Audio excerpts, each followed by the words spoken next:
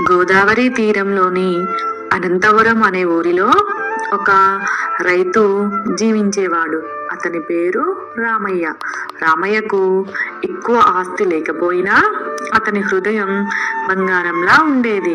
సూర్యుడు ఉదయించక ముందే లేచి పొలానికి వెళ్ళి సాయంత్రం చీకటి పడే వరకు కష్టపడేవాడు.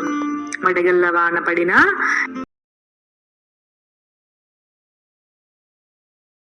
రైతు పనిలో మాత్రం వెనకడుగు వేయడు. మట్టి మన తల్లి, గింజ మన బంగారం, కష్టం మన ఆయుధం అని చెప్పడం రామయ్య అలవాటు. రామయ్య చిన్న పొలంలో వరి, కంది, మిరప పండించేవాడు. కొన్నిసార్లు పంట బాగా పండితే ఊరి వారందరినీ పిలిచి అన్నపానాలు పెట్టేవాడు. కానీ మరికొన్నిసార్లు వానలు కురవకపోయినా లేదా ఎగిరే పురుగులు పంటను పాడు చేసినా అప్పులు చేసుకొని తట్టుకోవాల్సి వచ్చేది. అతని భార్య మంగళమ్మ ఎప్పుడూ ధైర్యం చెప్పేది. ఏడాది మంచిదైనా చెడ్డదైనా మన కష్టం వదలకూడదు.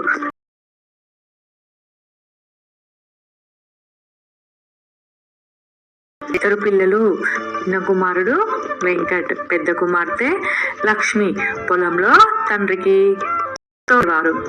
ఒకసారి ఊరంతా దుర్భిక్షానికి గురైంది. 3 నెలల పాటు వాన చినుకు పడలేదు. బావులు ఎండిపోయాయి. కొందరు ఊరు వదిలి వలస వెళ్ళారు. కానీ రామయ్య మాత్రం ధైర్యంగా ఉన్నాడు. ఈ నేల నాకు తల్లి లాంటిది. తల్లిని వదిలి ఎక్కడికి వెళ్తాను? ఏదో ఒక మార్గం తప్పక దొరుకుతుంది. అలా అని పొలంలోనే పగలు రాత్రి కష్టపడుతూ ఉండిపోయాడు. ఒకరోజు రామయ్య గోదావరి నది దగ్గర కూర్చొని ఆలోచిస్తున్నాడు. నీరు అంతా సముద్రంలో కలిసిపోతుందని గమనించాడు. వెంటనే పొలానికి చిన్న కాలువ తవ్వకూడదు. గోదావరి నీరు పొలానికి చేరితే పంటలు రక్షించబడతాయి. కానీ అది సులభం కాదు. కాలువ తవ్వడం అంటే ఎకరాల దూరం రాళ్ళు, మట్టి, చెట్లు అన్నీ అడ్డు తగులుతాయి. అయినా రామయ్య వెనుకడుగు వేయలేదు. రాత్రింబవళ్ళు తానే ఒంటరిగా గొయ్యి తవ్వసాగాడు. రామయ్య తవ్వడం మొదలుపెట్టినప్పుడు ఊరివారు నవ్వారు. అయ్యో, రామయ్యకు పిచ్చి పట్టింది. ఒక్కడి చేతితో ఎప్పుడు ఈ కాలువ తవ్వగలడు? వానలు రాకపోతే ఏ కాలువ ప్రయోజనం లేదు. కొందరు స్నేహితులు కూడా అడ్డుకున్నారు. ఈ కష్టమంతా వృధా, వలస వెళ్ళిపో, లేదంటే అప్పుల్లో మునిగిపోతావు అని అన్నారు. కానీ రామయ్య మాత్రం చెవికెక్కించుకోలేదు. చెమట చిందిస్తూ పాట పాడుకుంటూ తవ్వసాగాడు. మట్టి తల్లి వదలదు, కష్టం ఫలితం ఇస్తుంది.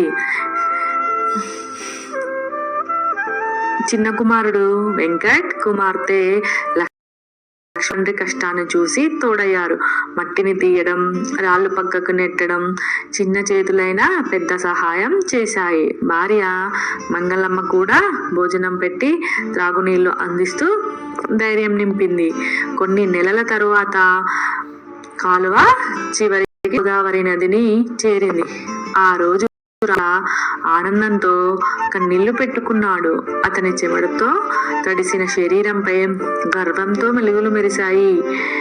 కొద్దిసేపటికే గోదావరి నీరు కాలువలోకి ప్రవహించడం మొదలైంది. పొలంలో నీరు పొంగి పొరలింది. ఎండిపోయిన గింజలు మళ్ళీ మొలకెత్తాయి.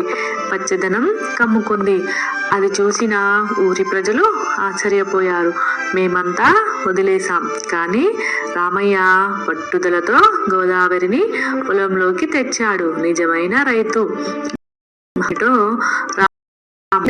తర్వాత అందరూ కలిసి తమ పొలాలకు కాలువలు త్రవ్వడం మొదలు పెట్టారు. కొద్ది రోజుల్లోనే ఊరంతా పచ్చగా మారింది. ఊరి పెద్దలు రామయ్యను సభలో పిలిచి సత్కరించారు. అందరూ అతని కష్టానికి కరతాళ ధ్వనులు చేశారు. పిల్లలు ఆనందంతో నృత్యాలు చేశారు. రామయ్య వినయంగా అన్నాడు, నేను ఏది గొప్ప పని చేయలేదు.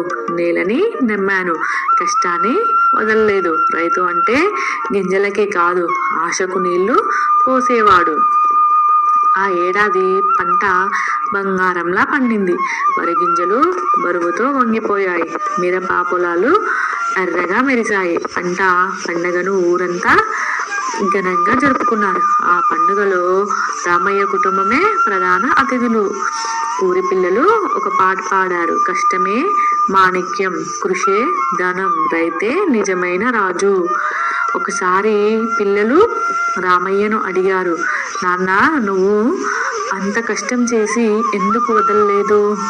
రామయ్య చిరునవ్వుతూ అన్నాడు, పిల్లలు, జీవితం ఎడారిలా ఎండిపోతుంది. కానీ మనం చెమటతో దానికి నీరు పోస్తే అది